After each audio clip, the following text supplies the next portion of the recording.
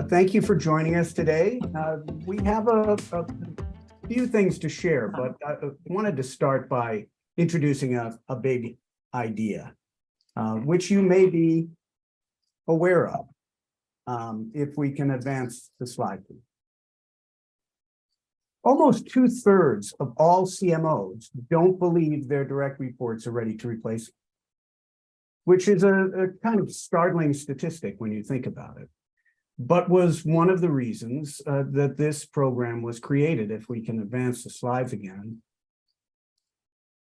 This program is designed for people who are already accomplished professionals and was designed by senior level marketing and PR executives, intended to prepare executives for that move, for that step up to the C-suite. If you can advance slide again. In pursuit of that, we have some very special faculty, people with remarkable experience who are bringing to bear what people need to know. And before I introduce Emily, I'd just like to introduce everyone else who's on the call from the NYU SBS Executive Masters in Marketing and Communication Program, Strategic Communication Program. Barya Gorin is our academic director, leads this program and the integrated marketing program in general. And Lindsay O'Reilly is an admissions officer in our program. She'll be speaking to you later about the details about how applications work. And my name's Tim Reese. I'm an instructor in the program myself. Emily Chang is the CEO of McCann Worldwide China. She has a remarkable background, having worked at a variety of other marketing firms, including Apple Computer, Intercontinental Hotels, as well as Procter Gamble. Emily is also an instructor in this program and the author of the book, The Spare Room. I'll leave it to Emily to tell you what she has to share today. Emily? Thank you so much. I'm going to go ahead and share my screen.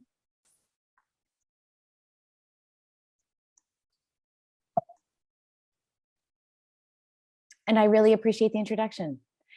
First, I should probably update that I'm now working back, relocated in the US, and I'm the CEO for Wunderman Thompson, a different creative agency in the West. And I've also written a book about 2 years ago, and I'll be talking about some of the content in that book, which initially was intended to just share some stories from our spare room, as you can see from the title, but has become a bit of a guidebook for senior leaders. And I'll talk a little bit more about that. First, there are a couple of themes that come through in the book and a lot in the things that I talk about day to day at work and outside of work. 3 words come to surface often: purpose, authenticity, and intentionality. Now, these are words that you hear frequently. So one practice I think is quite helpful is to interrogate, what do each of these words mean specifically and to me? For me, I talk a lot about leading with purpose and authenticity. For me, purpose is defined as the intention that underpins your action, and it is your reason for being. Well, if the intention that underpins action is your purpose, authenticity is the character that underpins your behavior. If purpose is your reason for being, authenticity is your sincereness of being consistently. So these are a couple of definitions. I mentioned the spare room.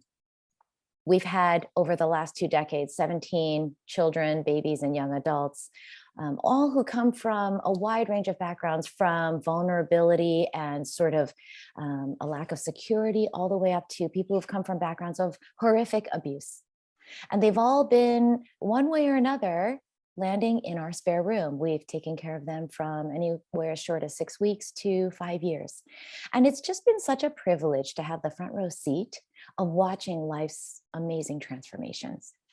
I wanted to share some of the things that I've learned watching these young people transform, coming from places of struggle, overcoming, to thriving. And it's really sort of shaped the way I think about leading with purpose and authenticity. Let me start with one story. He was the one who lived with us for the longest period of time. Teo came to us when he was only 18 months old. He was diagnosed with hydrocephalus. A doctor, instead of installing a shunt that drains the swelling skull that's filled with cerebrospinal fluid, if the shunt worked, the fluid would slowly drain, the head would shrink, and the baby would grow up relatively normally. He didn't have a proper surgery. And by the time we saw him, you'll see his skull was very enlarged. And in this middle section, you would normally see it filled with brain matter. And his was essentially empty because, as you can see, maybe right here on the skull, it never fully closed and a lot of the matter leaked out. This kid was in excruciating pain. He had severe neurological damage. We had this CAT scan taken as we were installing the shunt, which you can see down here. That's what that looks like when it starts draining the fluid slowly out of the skull. And we were looking at that point to adopt him. So we were told medically he would never be able to understand anything we said. He would never be able to speak on his own.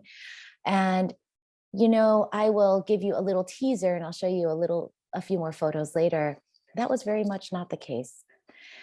Teo was the one who really inspired me to start thinking about writing a book, because some things we cannot explain medically, and some things change us so fundamentally as humans, as leaders, as parents, that I just wanted to share some of these stories. And that's the inception of the book, The Spare Room. Here are a couple of photos of Teo. These are after the point when we knew that he was in fact going to make it. You can see he's thriving. He is learning in the lower left-hand corner to roll over. He couldn't move yet. And that's why you'll see my daughter and I with her friends would lie down and take pictures with him.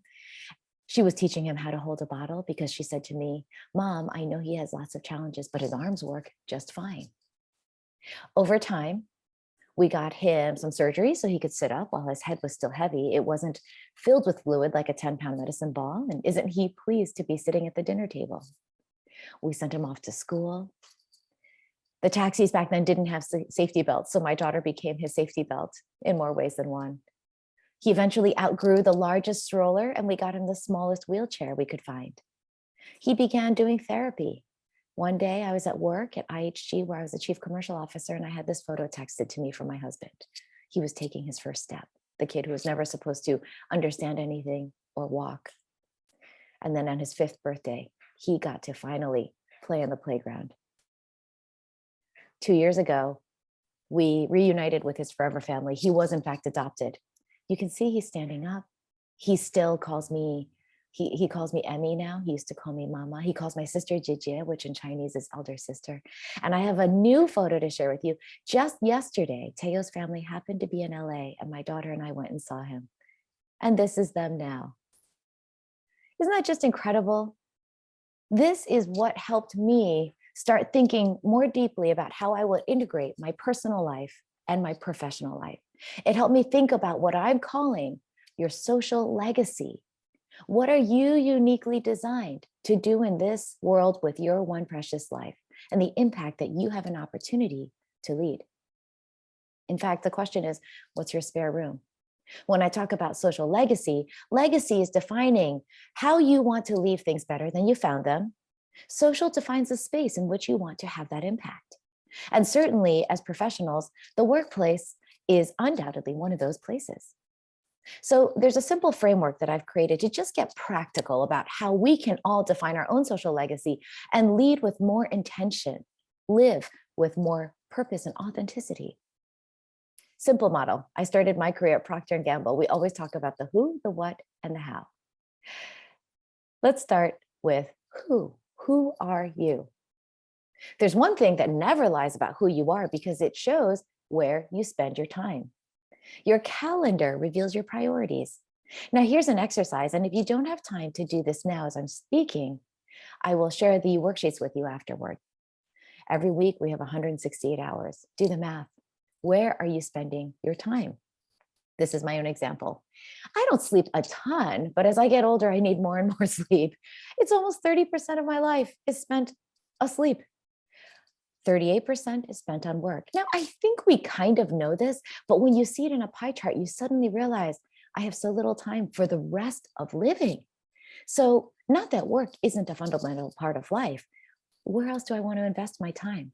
And how many slivers can I cut with the remaining time that I have? Do I need to make some perhaps ruthless choices, cut some things out so that I can invest more intentionally and with more rigor in the things and the people that really matter to me? Here's a simple chart. You may have other, so I left an extra row at the bottom, but fill this out. I'd love to see where you're spending your time. There may be one there, which is called social media.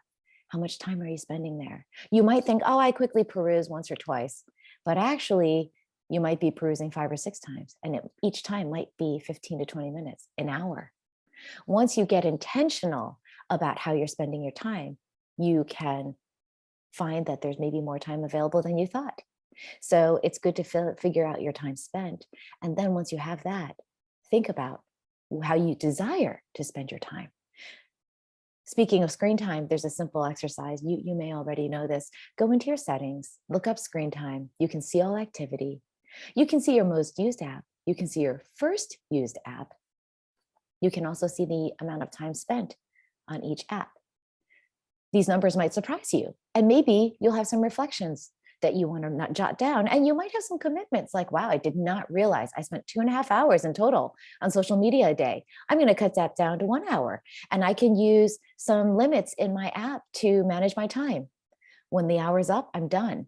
And that will start putting some boundaries around things that I did not realize I was overinvesting in.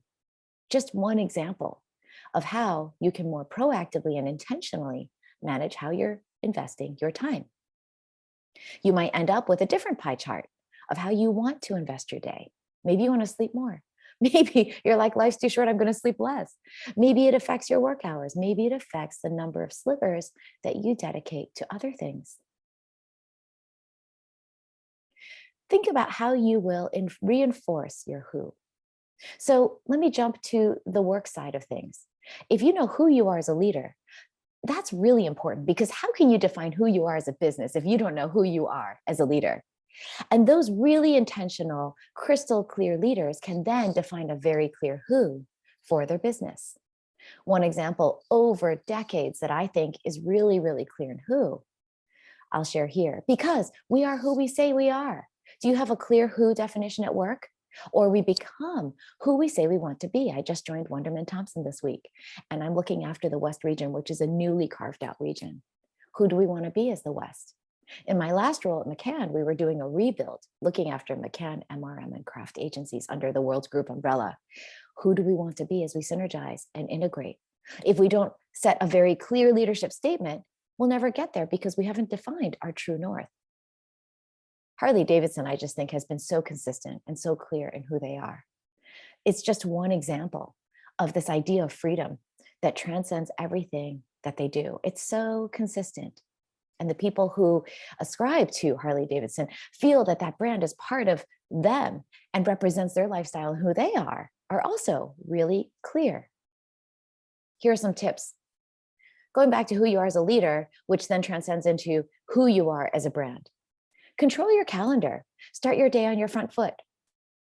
Book 45 or 55-minute meetings. You don't need an hour. If you carve out 5 minutes, 15 minutes each time, you might find that you are a little bit more productive.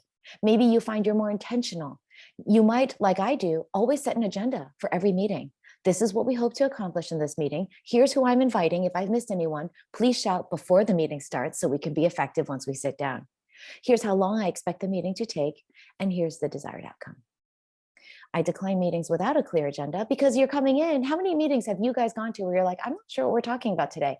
Or you get there and you realize we don't have the right people here, or it doesn't say where the meeting room is, or you don't have a link and you think, okay, now we're all calling in late. These are all inefficiencies and they erode your time, your efficiency, and frankly, your energy. I also block and color code my calendar. I have 2 extra lines called bio and what. Bio is biology.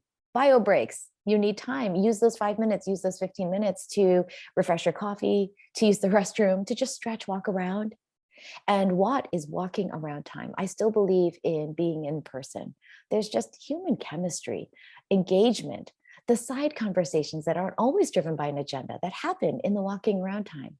So especially in my last role where I looked after a number of agencies and they're all on different floors of a high rise and the elevator is really slow. I needed that walking around time, or I could easily go a week or even two without seeing every floor. And it's important as leaders to be visible. That is an intention. At the macro level, manage your energy, have one integrated schedule. I still see a lot of people saying, oh, I didn't realize I had a schedule clash. Oh, I have to be here for my kids when I didn't realize I had this meeting scheduled. Just put it all in one schedule. You can manage your privacy so people don't know what you're doing, but you can see it all on one page.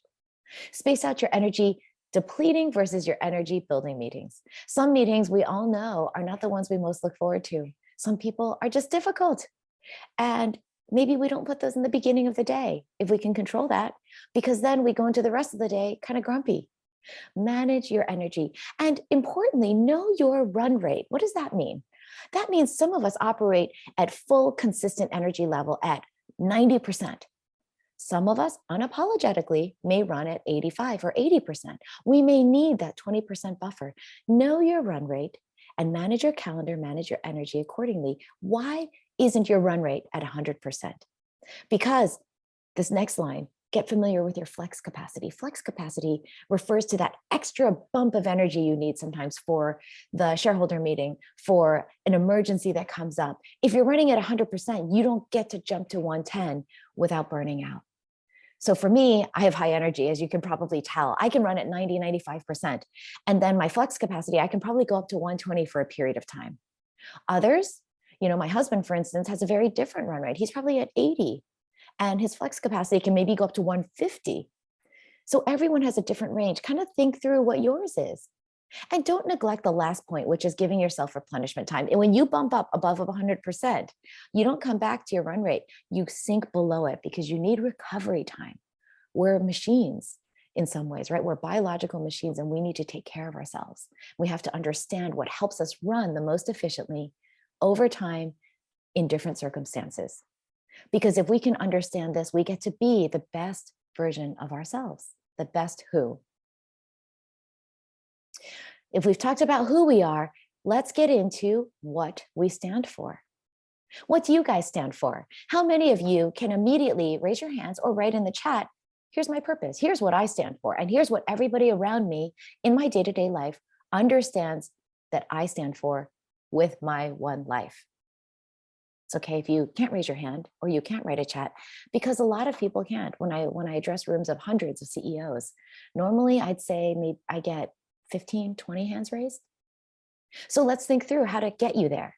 What do you stand for? This social legacy construct is a pretty simple one. This is how I've always thought about it in my own life. You've got two things. On one hand, you have your offer. This is the unique package of who you are. That is your resources, your experiences, your special capabilities, your personality traits. What makes you uniquely you? That's what you offer the world. On the other hand, you have your offense. And this is the thing that really speaks to you that you want to address. You see it in life and you think, this can't go on. Somebody has to do something about this. Well, the intersection of your offer and your offense becomes what I'm calling your social legacy. There's power to words, to writing things down. Can you write down your offer succinctly? Can you write down your offense specifically? And if you can, then you're positioning yourself to write down your own social legacy. This becomes your true north in life. And because we are so integrated in who we are as professionals and personal individuals, your social legacy transcends your home and your work. It helps define who you are as a purposeful leader. I'll share with you an example. I have a lot of exercises in my book, right? But if you combine all the different exercises, you might end up with something like this. I took my offer, my offense, and I started to write them down. Some of the things I have to offer are space in my home, my spare room, hospitality. I worked in hospitality for a few years. I love hospitality. I love hosting parties, throwing parties. I love when people come into my home, kick off their shoes, and feel comfortable enough to just go get a beer from the fridge. I have a unified family who shares these things, and I don't take that for granted. All right, what else do I offer? At my best, not every day, but at my best, these are some of my personality traits that I bring to the table. These are the things that I'm known for. If you don't have a list, ask people around you. Ask the top 5 people you spend the most time with. What do you guys, how would you use 3 words to define me? What do you get? And then, of course, there's some kind of work focused capabilities that maybe I have leveraged more in my career and that I also bring to the table. I would say envisioning, the sense of contribution is really important to me. So in a nutshell, I kind of assimilated all my different exercises of offer and put these words together. What's my offense? This is how I've defined it. Children and young people who are abused, neglected, vulnerable, or marginalized. And the space where I want to have that impact, I'm not a Mother Teresa that impacts millions over time. It's really around the world and specifically where I live, the communities that I invest in. And there's nothing right or wrong, big or small. It's about what we were created to do and to contribute. And the intersection of those two spaces, I used to call it my spare room, but actually I realized that spare room is about the space on the left-hand side. My social legacy I've defined as providing good kibun for those who stay in my spare room. One of the residents of our spare room was from South Korea. And he didn't speak a lot of English, but he spoke Korean and Chinese. And one day he said in Chinese, 哎，这个房子 kibun 不错. The kibun in this house is really lovely. And I said, what is kibun, Jishin? He said, kibun is like a comfort for the spirit. And do you know, my friends, that changed the way I thought about my leadership. Because we talk about DE&I, diversity, equity, and inclusion. We talk about a sense of belonging, workplace culture. Kibun is what I want to create. It's perfect. I want to create a comfort for the spirit. If you come into my home, you feel free enough to open the fridge and get a beer.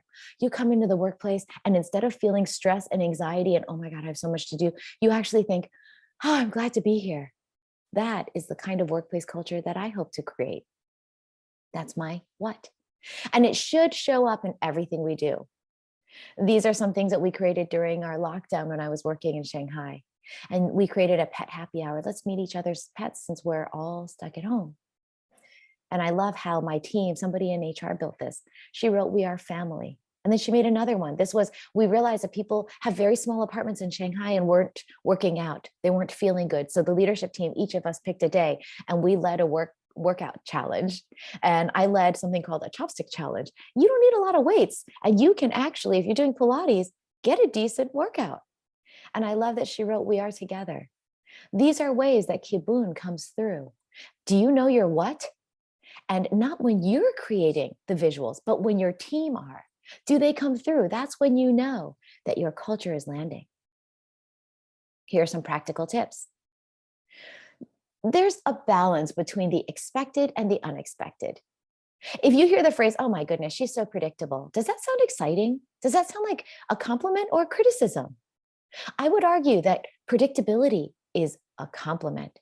There is huge comfort and safety to the predictable, to the expected. And as leaders, that's what we want to be. We don't want to be all over the place. We don't want to create an environment where people are saying, is she in a good mood today? How's she feeling today? What's going to happen? Is she going to come in and rage in this meeting?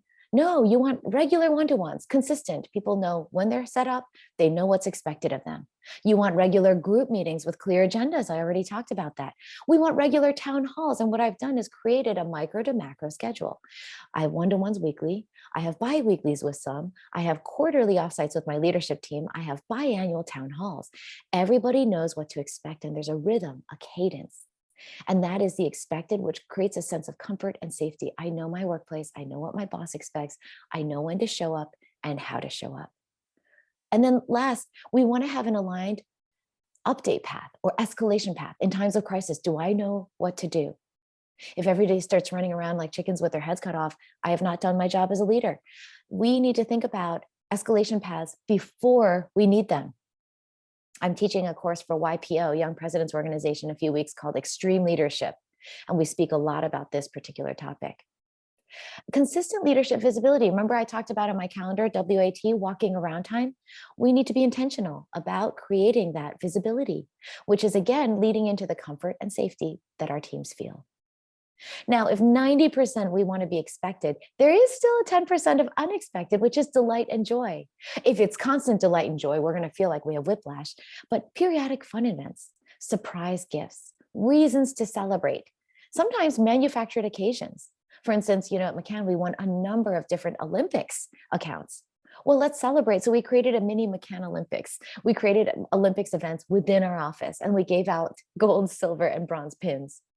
Consistent language and choices about delight, fun. Because when people start seeing what we're celebrating, they start understanding what's worthy of celebration, and it drives behavior, creates a sense of motivation.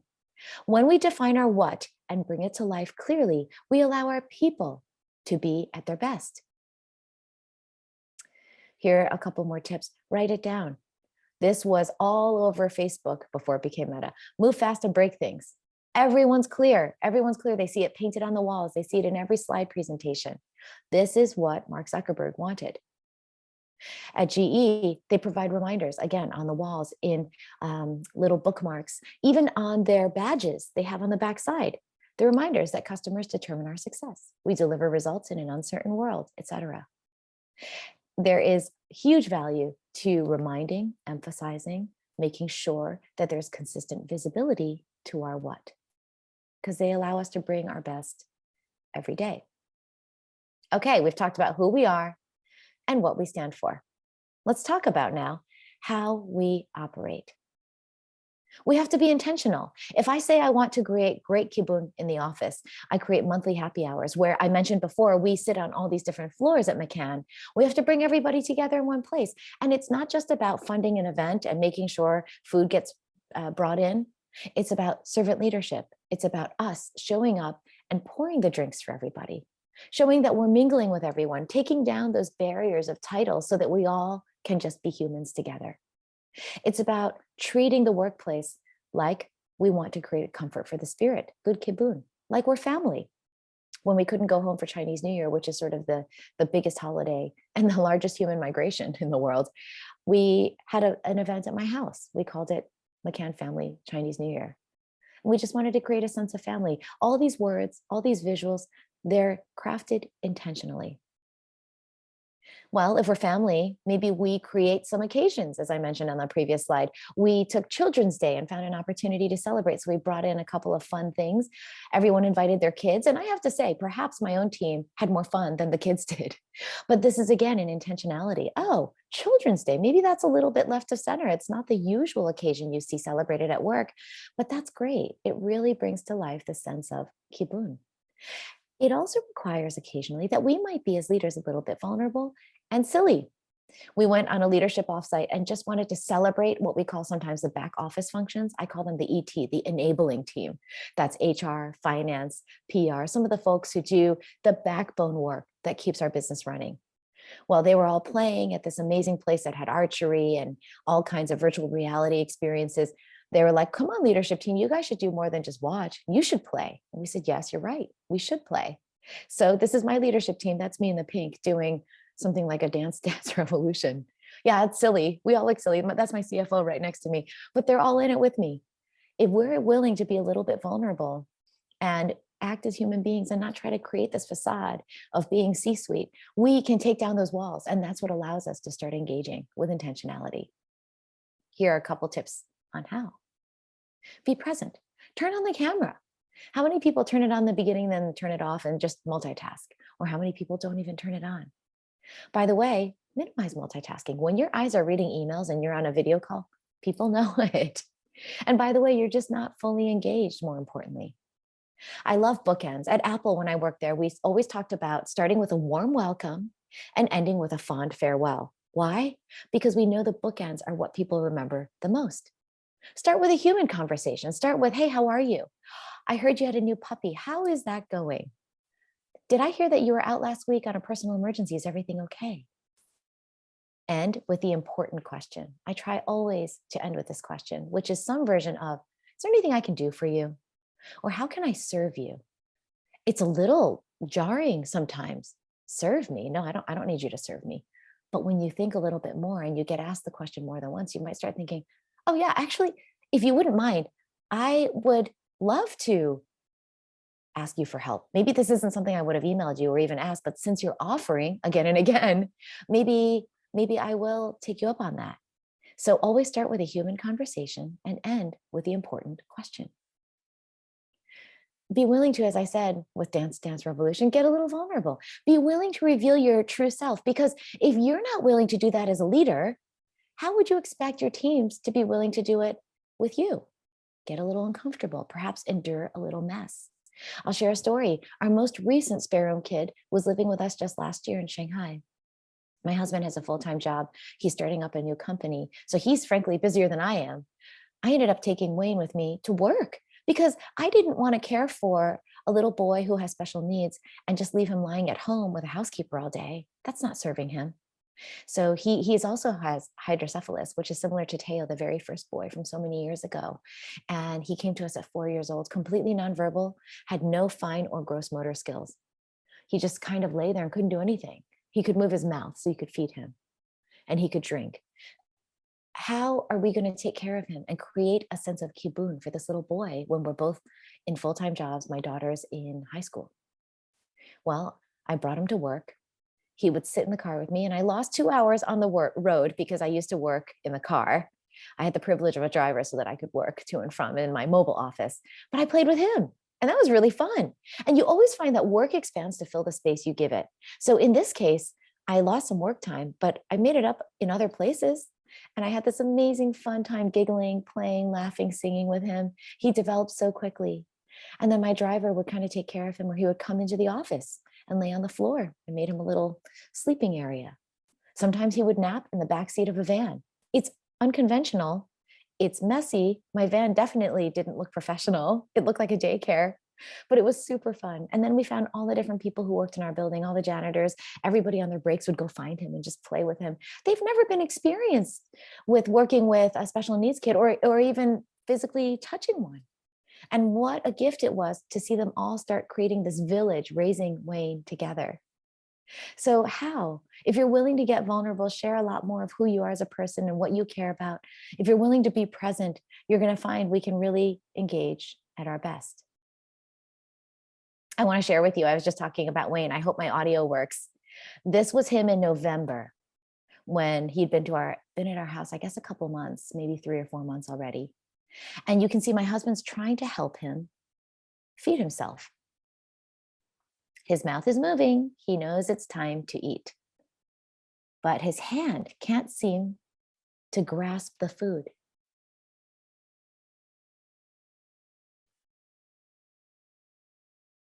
It's interesting, isn't it? If we haven't been nurtured or cared for, the things that are so natural for us, they're not natural. We have to be taught. That was November. Isn't he sweet? He's the cutest thing ever. Then in December, we can hear Christmas music. He still wants to eat. He can hold it. Look, his pincers are working. He's trying to figure out how to lift his hand.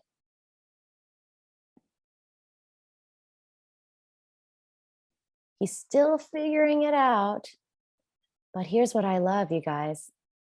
Because once he gets that little pancake in his mouth, here's what he has figured out. He can give a high five. He'd like one, please. And then in February, this is one morning when it was just him and me, I made him his favorite focaccia. So he was highly motivated. Check this out.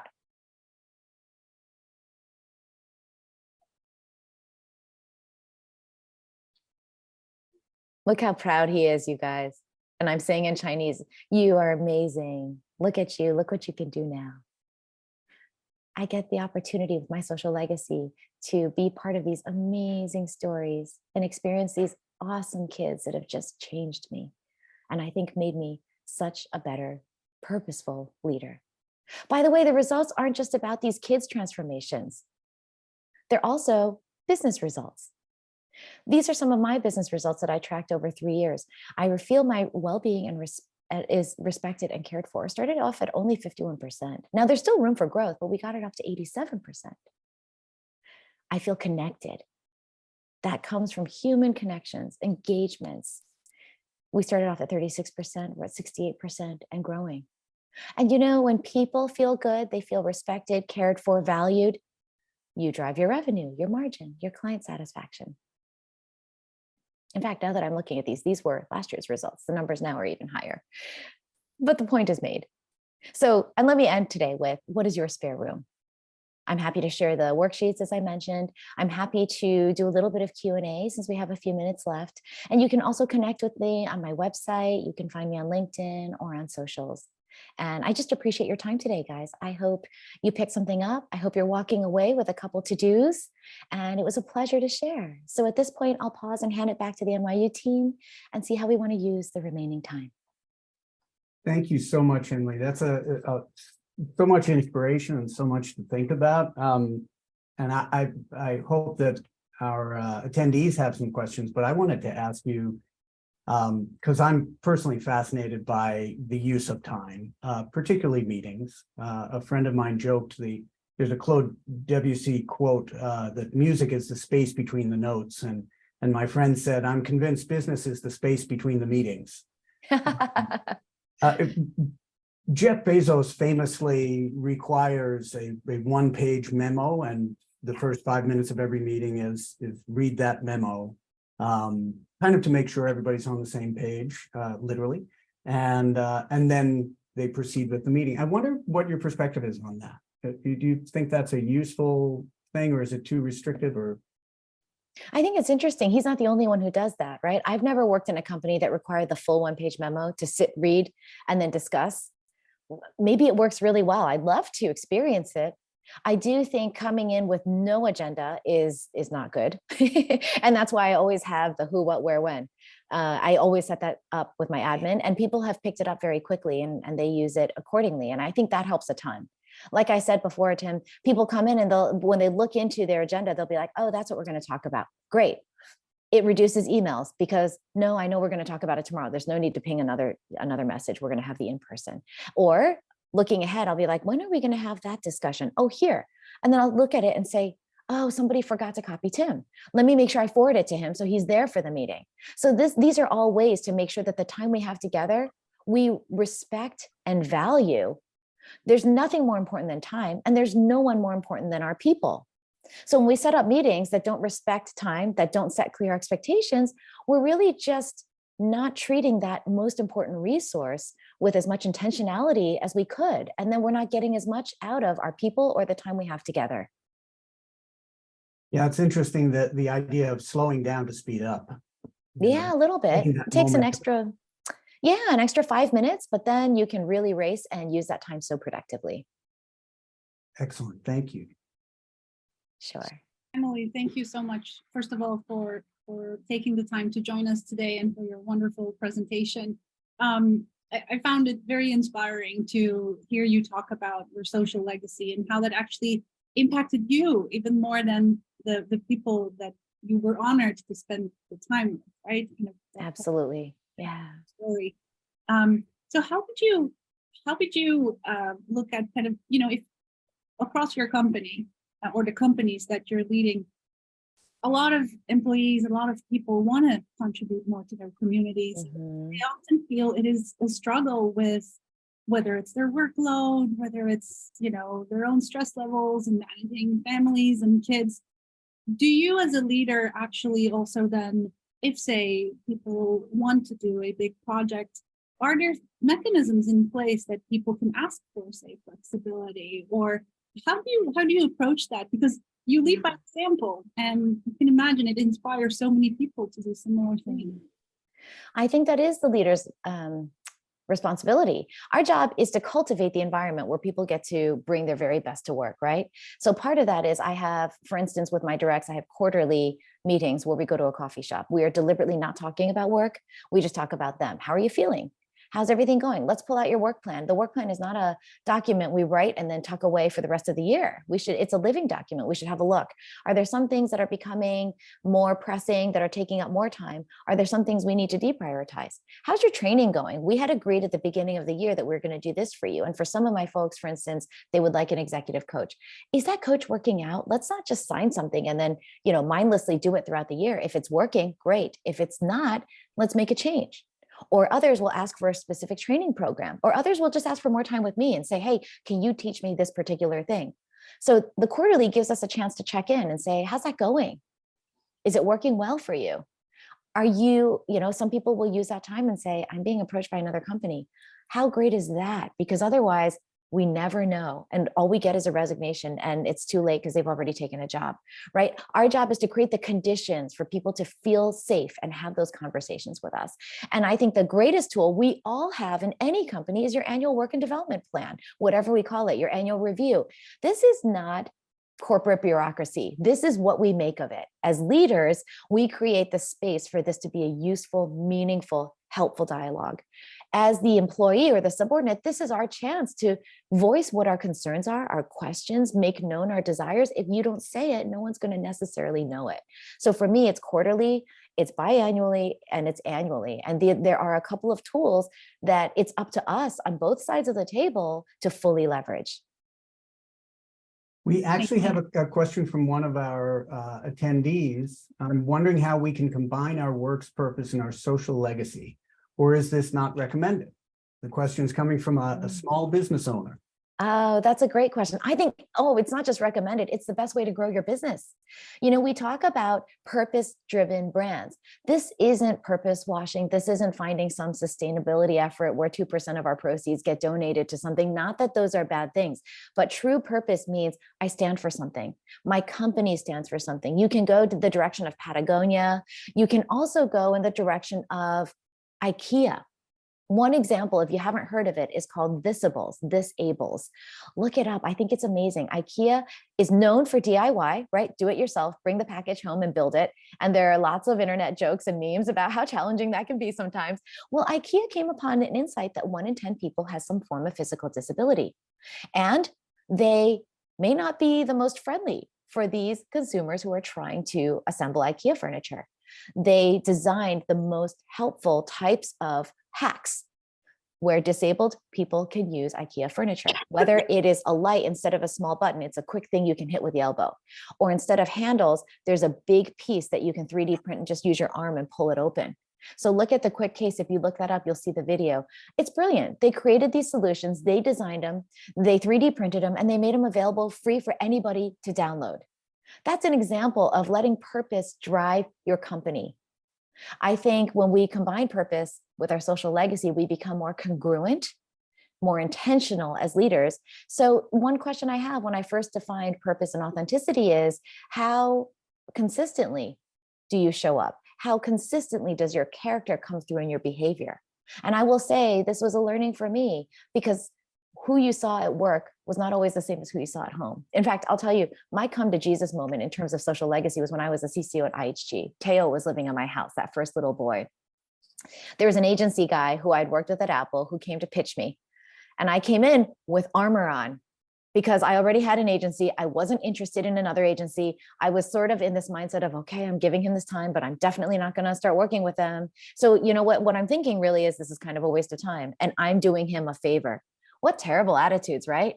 So that's how I went into the meeting. And I'm sure I telegraphed that with every cell of my body. And he very politely said, I just wanted to connect with you, let you know what we're doing today. It's okay if you can't work with us now. He was so generous in spirit. And I was like, okay, good. Thanks so much. And then he looked around the office and he saw this wall where I had a little nook, and I used it to do a little bit of yoga and stretching in my bio time. And I had all these photos of Lainey, Teo, all these other kids. And he's like, how many kids do you have? And I said, oh, I only have one birth daughter, but this is Teo. He's living with us and there are all these other kids. And he's like, oh, tell me about Teo. His head seems really big. He just said that. And I said, yeah, he has hydrocephalus. And I started to explain. And, he looked at me for a second. And he just went, you're like a different human. When you start talking about your kids, you just melted. You're now such a lovely person.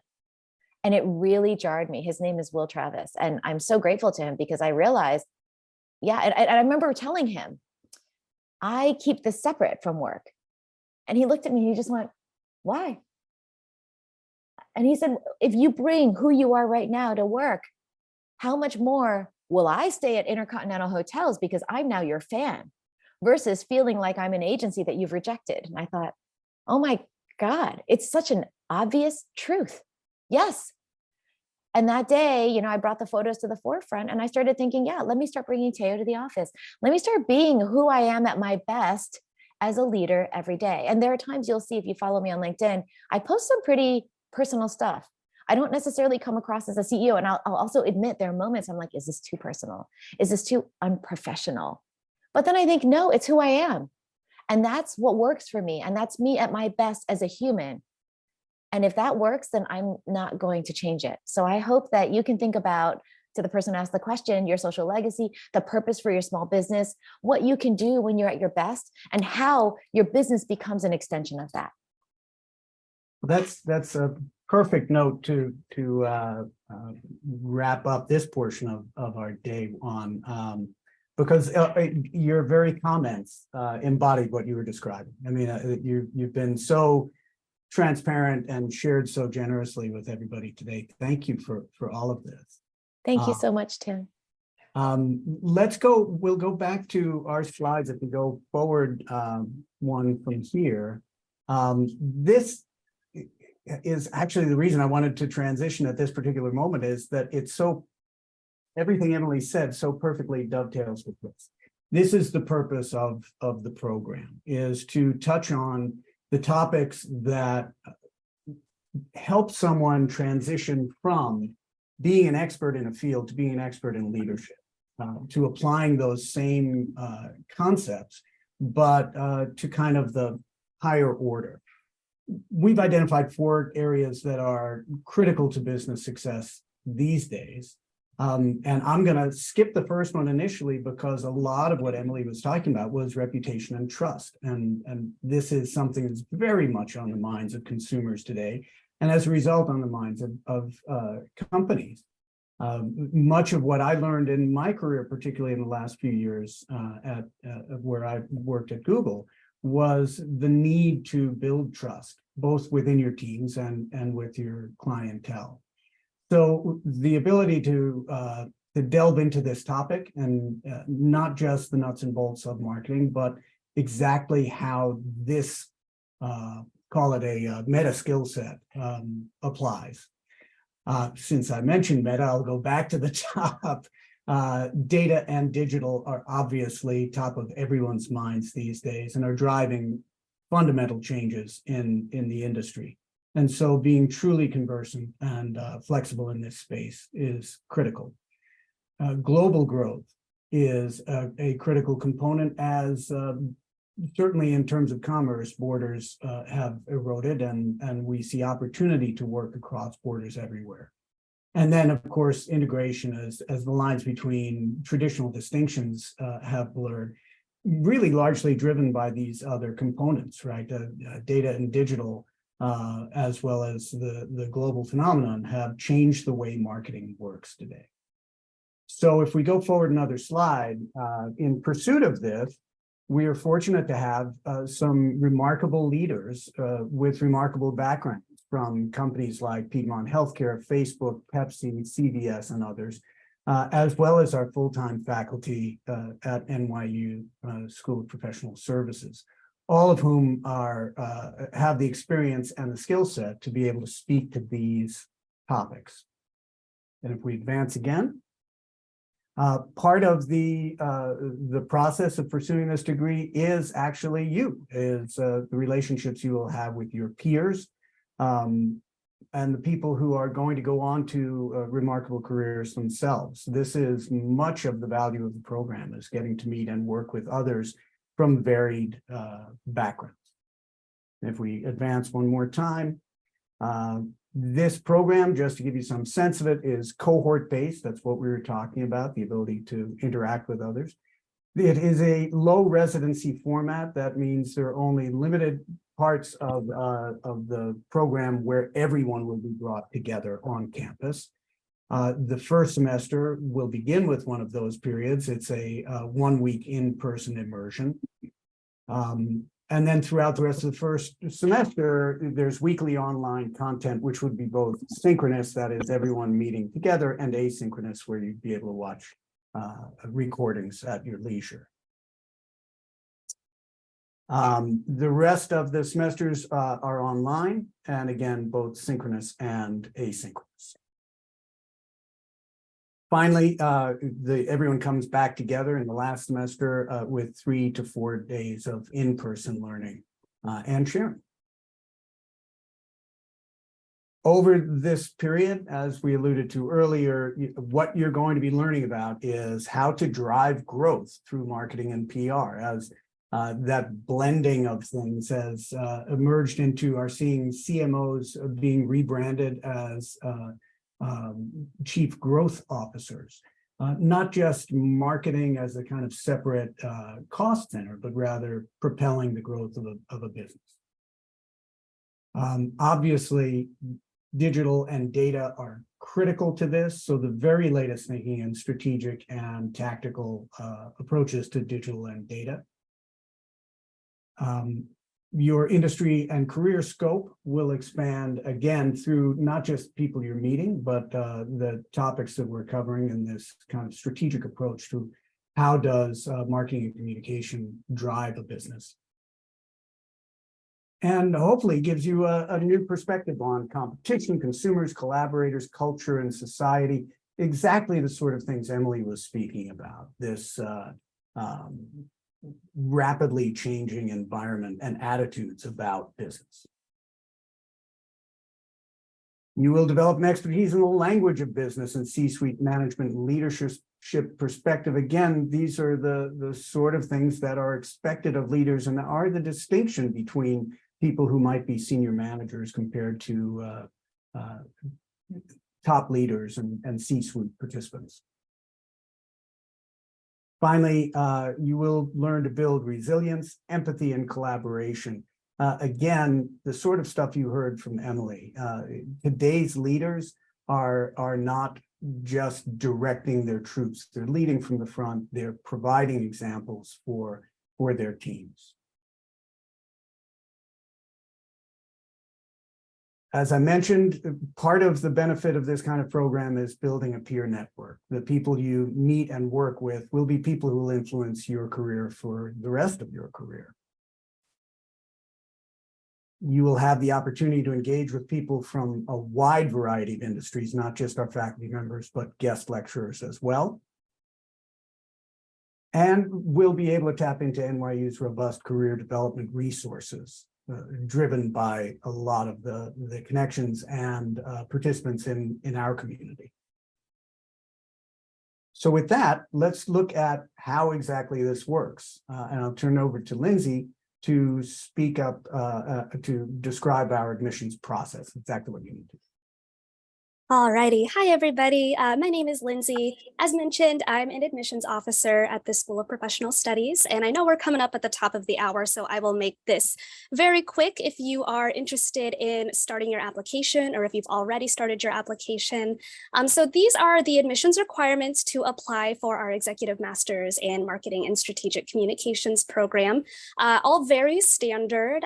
So I did want to highlight just the last three here. So obviously you want to start your online application, but we do require 2 letters of recommendation, transcripts from all institutions that you've attended previously, a detailed resume, and a statement of purpose.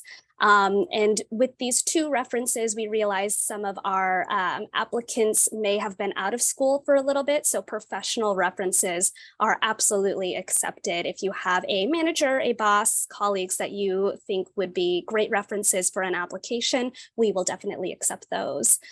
For any international applicants that we have, we do require an evaluation of your foreign transcripts, as well as TOEFL, IELTS, and VET. These are English language proficiency exams. And then I did want to highlight our fall 2023 deadline. So we will be accepting applications up until July 1st.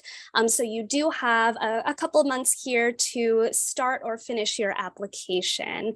And if you have any questions about this deadline or any concerns, definitely feel free to reach out.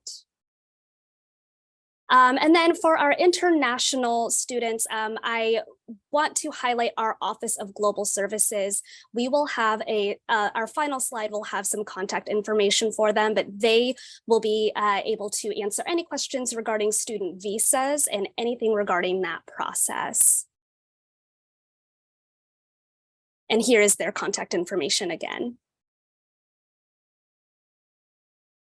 And I did just want to highlight a few options here regarding the financial investment. So we do have our tuition total displayed right here. And then we also have various financial aid options, including payment plans, veterans benefits, and deferred tuition options. So just know that we are definitely here to help, and financial aid is available at the graduate level.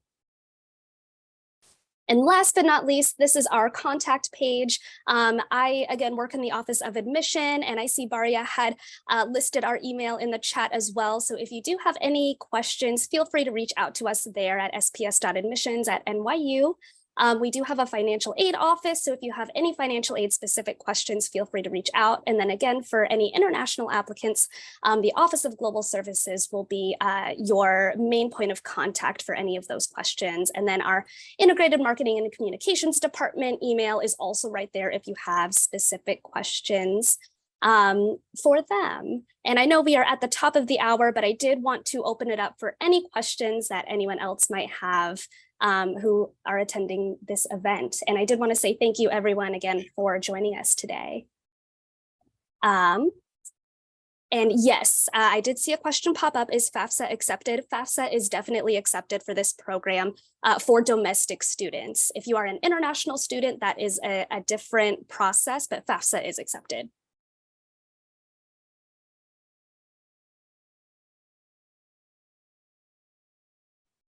If there are no other questions, we'll give it just another few seconds just in case. But indeed, as Lindsay said, please do not hesitate to reach out to us. I always have, when I join one of these webinars or any webinar, I always come up with questions after it ends. And please know that we welcome questions. We love to hear from you, so don't be a stranger. And with that said, I do want to thank everyone for joining us today. I want to thank my colleagues, Lindsay and Tim as well. And I hope you all have a wonderful weekend wherever you are in the world. And thank you so much for joining us.